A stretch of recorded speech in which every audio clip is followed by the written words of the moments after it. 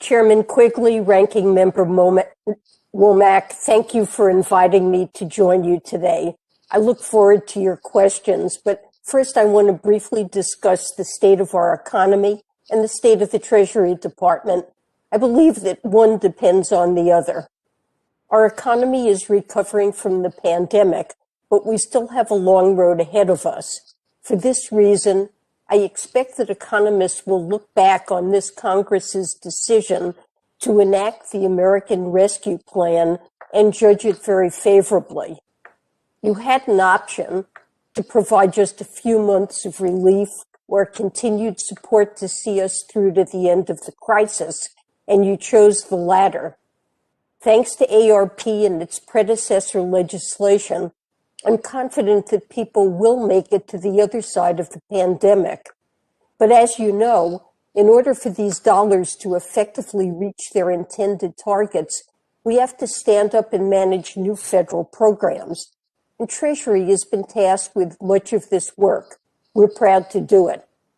The challenge is, while our portfolio has grown to match the urgency of this moment, our annual budget has not grown in tandem, and the funding provided to administer new programs is temporary.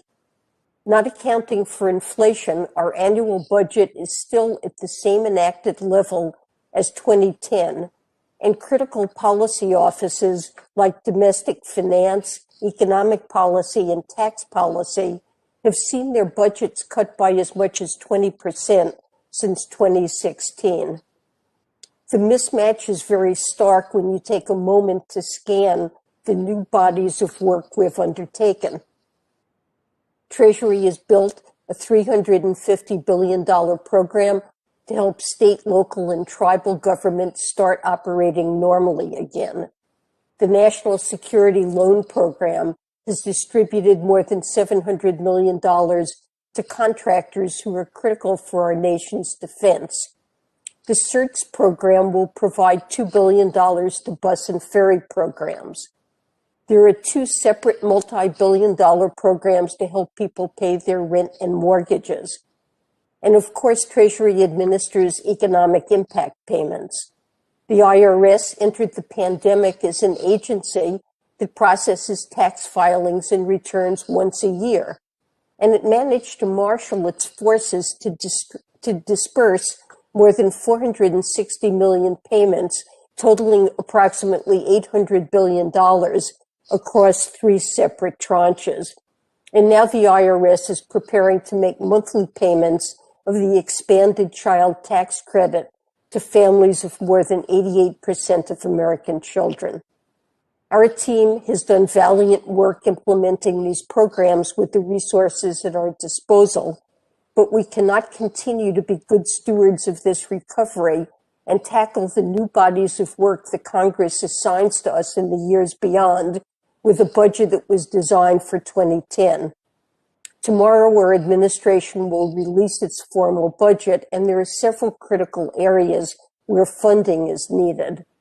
For instance, the Financial Crimes and Enforcement Network, FinCEN, is tasked with building a massive database that collects and secures beneficial ownership information.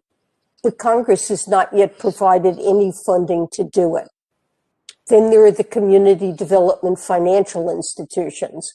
Congress has dramatically expanded funding for CDFIs with supplemental appropriations, and rightly so.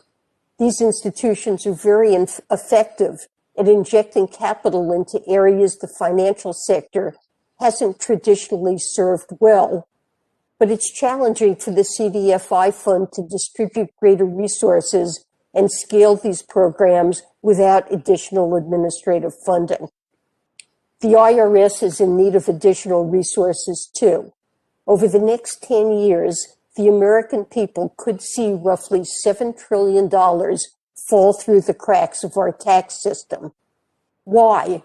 Because many of the country's wealthiest taxpayers do not pay their full tax bill, and the IRS is not nearly staffed up enough to ensure compliance. Today, the IRS has fewer auditors than in any time since World War II.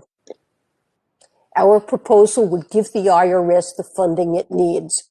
For fiscal year 2022, it includes $13.2 billion from discretionary appropriations, plus $417 million for the first year of a program integrity allocation as part of the multi-year American Families Plan.